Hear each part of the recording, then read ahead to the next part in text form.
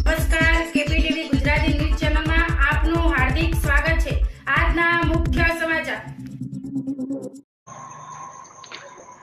લાંબા સમયથી બાકી રોડ ટેક્સની વસૂલાત માટે મહેસાણા આરટીઓ કચેરીની લાલ આંખ।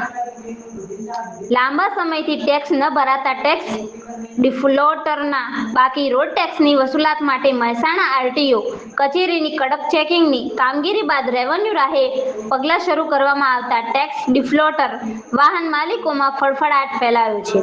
રોડ પર પકડમાં ન આવતા વાહનોમાં બાકી ટેક્સ વસૂલવા વાહન માલિકોની મિલકત સંબંધી વિગતોની શોધખોળ કરી મિલકત પર બોજો નાખવા માટે રિકવરી મામલતદાર દ્વારા નોટિસ બજાવણીની કામગીરી કરાતા મિલકત બોજાનો ફફડાટને લીધે કુલ 180 વાહન માલિક હોય 1.26 કરોડનો ટેક્સ મહેસાણા કચેરી ભરપાઈ કર્યો છે।